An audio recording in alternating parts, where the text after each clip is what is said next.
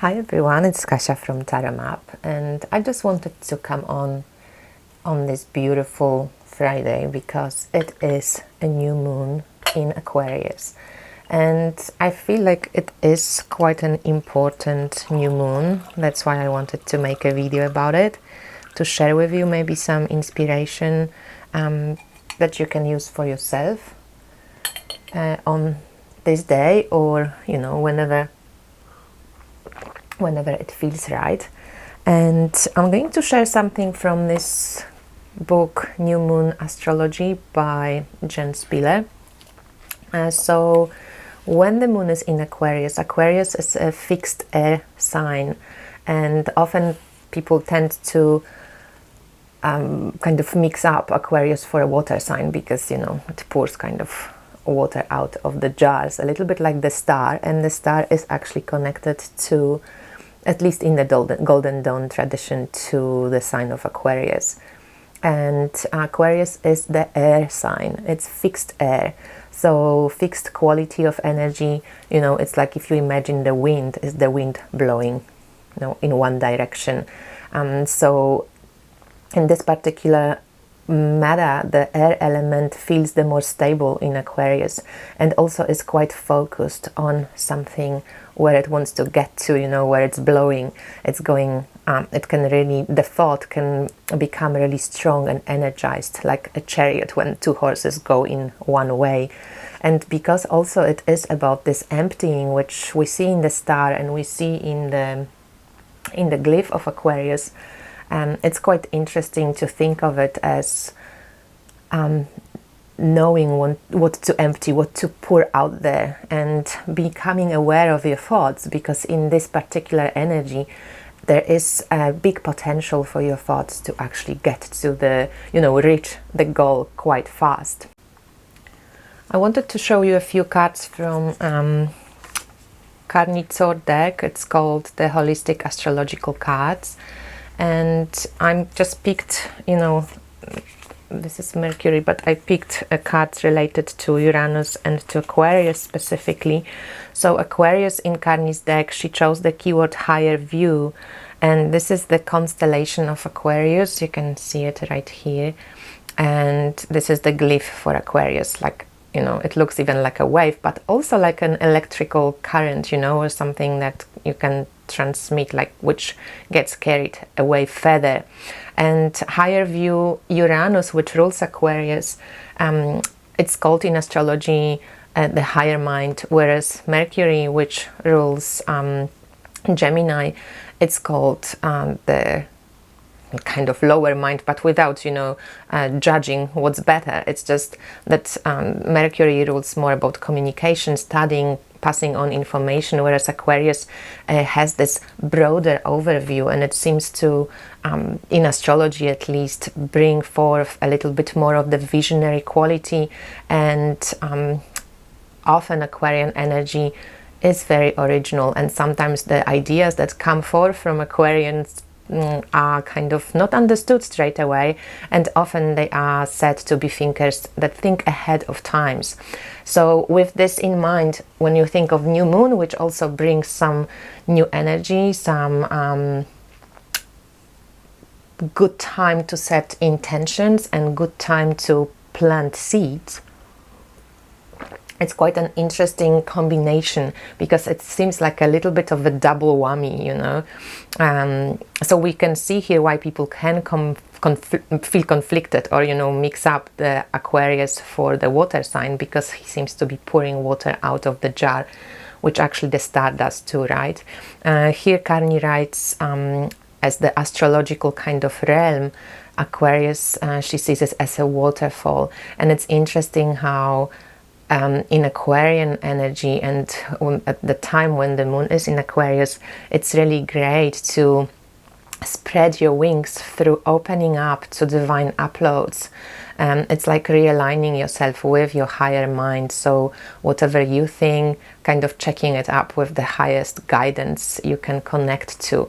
And in astrological house, Aquarian house is number 11, and this is Carney calls this house of vocation, but it's also house of society, house of groups, house of community. And Aquarius energy often speaks of social justice, you know, fairness, humanitarian causes.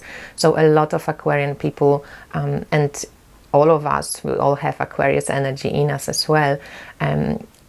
During this time, it's good to think also of social justice and what we can do to make, you know, our lives be great examples for that. So here Uranus as an energy is connected to originality too, and also of change. Uranus as a planet was discovered during the French Revolution, and you know, planets are always there, but our human consciousness chooses to see it, or to see the planets whenever we're ready to see them. And we were ready to see Uranus around social revolutions, technological revolutions. So Uranus always brings big changes, big shifts. And that's why I feel this moon feels a little bit like a little window, like a little peek you can get into what's going to be happening at the end of the year, when Saturn and Jupiter start changing signs in December 2020. Uranus and Jupiter and Saturn will join in together in the sign of Aquarius, and then in 2024 Pluto will also move into the sign of Aquarius. So this Aquarian energy, we're building it up. So it's quite important to start realizing when we're putting our ideas, when we're putting our energy into what we envision for our own futures. And it's not to say to get us out of the present and just focus on the future, you know. It's always advisable, of course, and it's the best to live in the present, but from our grounded position, grounded natures, we can also reach into the future, how and where we would like to see, you know, our lives going. So this is a good time to do that. And in this book, New Moon Astrology, Jen Spiller also writes what Aquarius energy is kind of good to wish for. So we can focus on inventive solutions. So as I said, Aquarius energy has shifted throughout history systems and has shifted how people see the world. And it's about really equality and liberation of suffering. So this inventive solutions of how can we help Earth, how can we help other human beings who are suffering, that's very included in Aquarian energy, about seeing the future. Again, this original thinking that breaks through tradition often, that starts new ways of seeing things. That's very prominent in Aquarian energy. Humanitarian attitudes, revelations. Very often Aquarian energy is connected to disciplines like tarot reading, astrology, esoteric disciplines, because it is reaching beyond what's visible. Humor and friends, also very important. In general, social awareness, social justice, being able to live with others, you know, allow other people to be different, strive for originality as well, not be afraid to express yourself, to express typical ideas, and avoiding excessive detachment. So Aquarius, because it's an air sign, they're not very emotional, right? So sometimes when you have a lot of Aquarian energy, you might feel that it's quite easy to detach yourself from feeling. So that's just the little warning that sometimes it can get very heady here in the Aquarian world. But if we look further down, she also breaks down all of these sections, and I just wanted to give you some examples, because these keywords can be used for tarot spreads, they can be used for you know, inspiration, for creating rituals and so on. So this beautiful new moon in Aquarius, and also going forward towards the end of the year, can be about innovative ideas, brilliance, eccentricity, and understanding how things work. Also, it might be setting up new trends. You know, if you wanted to invent something or put something out there in the world, this is going to be a cool time to do it. Unconventional approaches, high technology, long-range goals, and following your heart's desires. Also, it's about seeking outcomes that are good for everyone involved. So that's this kind of equality, identification with humankind, interest in others, and operating from a larger worldview. Often when I think of Aquarius, I see Prometheus. You know, this is very Aquarian archetype. So really taking into account how we as an individual can help other people who are suffering, sometimes around us, and sometimes we feel like we cannot do anything, but maybe there is a small thing we can do, even a smile, or even, you know, getting someone a flower, or, you know, just kind of embracing that humane emotion that we can share with others. Aquarius also rules revelations, so it's about excitement, unexpected results and ideas, surprises. It's very lightning-like energy, revitalizing experiences and freedom. Aquarian people love being independent, so this energy also breaks through routines, breaks through old traditions that sometimes are stifling and not really necessary to repeat any longer. And I think that's what we're preparing for as well. That's when the system starts shifting with this all Aquarian energy building up, and when we are going to start leaving Capricorn's energy. Aquarius rules the big picture, right? So objectivity, seeking knowledge. It's often called a scientist sign. Aquarians are not like woo-woo believers. They really want to have some facts behind, you know, the belt. Tools of divination like astrology, numerology, tarot, I Ching, humor, and manifesting dreams.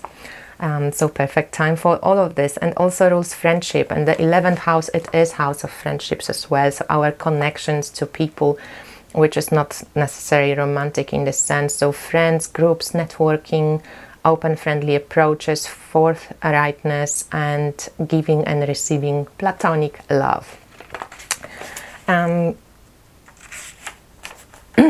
Aquarius also rules excessive detachment. So here we touching upon that kind of more shadowy side. So people from Aquarius often can get to be cold and aloof, or at least people seem to be viewing them like this, because in their eyes they're not it, they're just sharing facts or sharing information. But sometimes we can be faced with fear of involvement, or a feeling in general, erratic or shocking behavior. So sometimes this originality is taken to, you know, the extreme, or inflexible opinions when we get stuck like this fixed air, and it's hard to, you know, change the point of view of somebody's. So of course every sign has plus and minuses, like black and white and shadow and light, and we are working with both of those too. So collectively we can be faced with this as well around the new moon.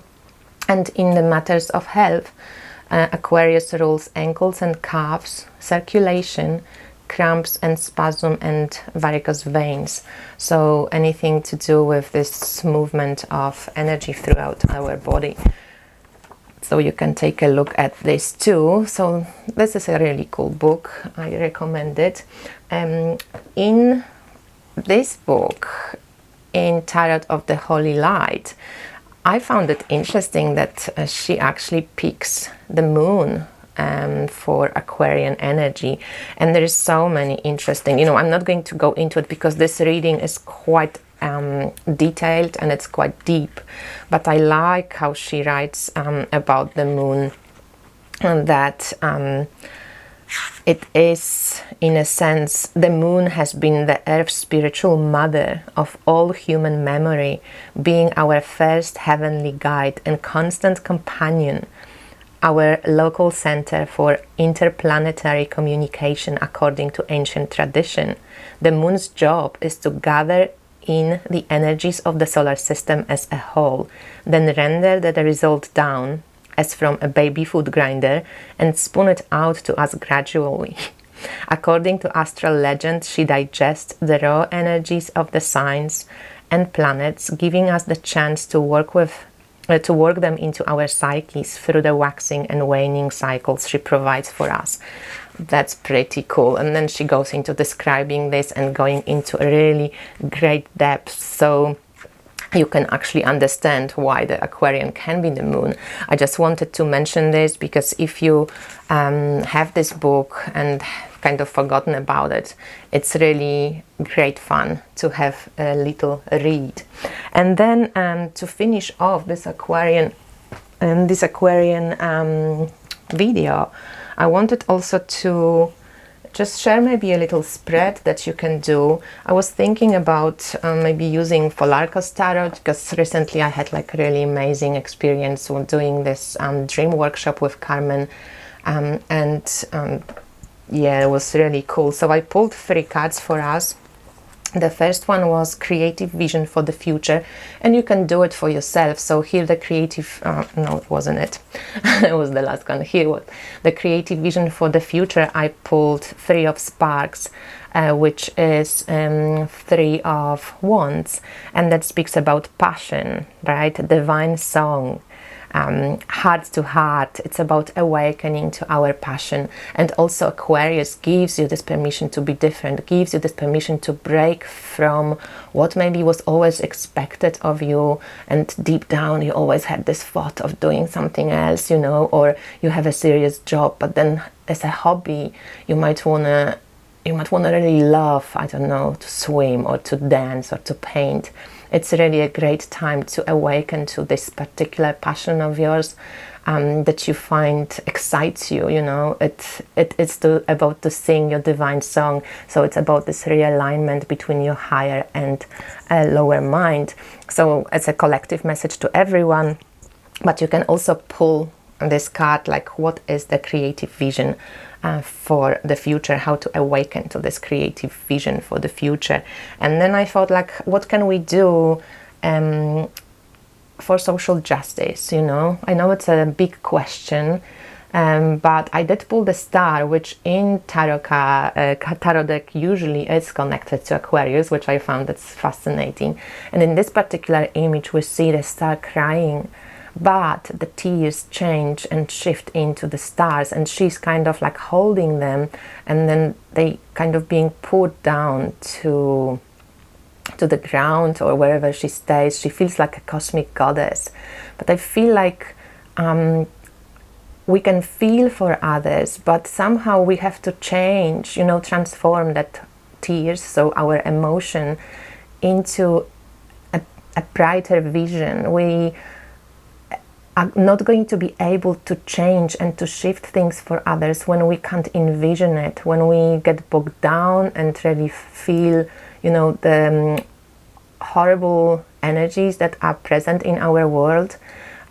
That's not going to help us to transform them. So as hard as it is, we are asked to hold on to the vision, but not only in our minds. This actually, the tears have been transformed, so we also are being asked to follow that vision and that kind of energy of Aquarius, which is this fixed air.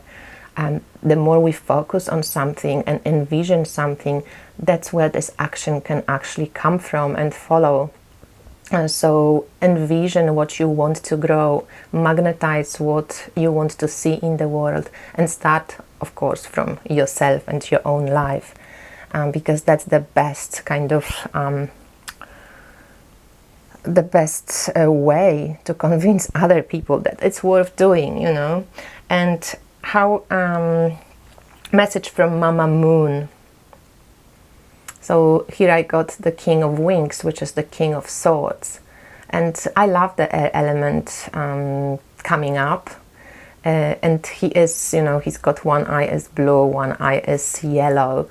I love this kind of, you know, weirdness about it. Often, as I said, Aquarian energy seems to be very original, unique. Often they're the weirdos of the zodiac, you know. They're breaking through the rules. They are about social justice in a sense of accepting people's differences, and it's okay to be holding paradoxes and and finding out about paradox in our reality, because we live in duality.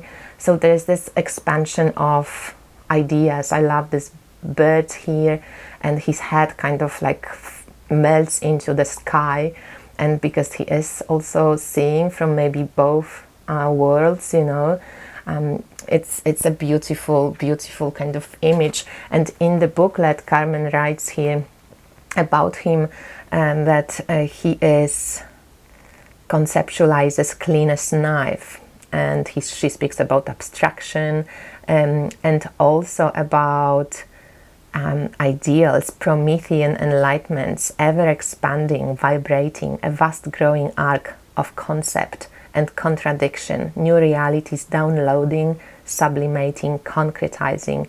Everything is true and its opposite too.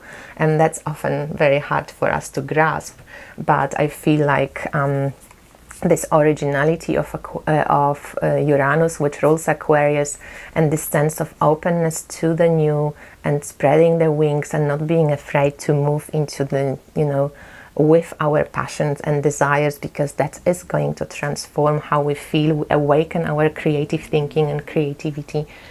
This is a perfect timing to really, you know, put little seeds of that and just develop it further when the time feels right. So I hope you enjoyed this video. I hope that will help during this time. Look at how beautiful this tea looks. It's just the it's elderflowers and linden tree. I mean linden flowers. It's really yummy. So I wish you a beautiful new moon, and I speak to you soon. Bye.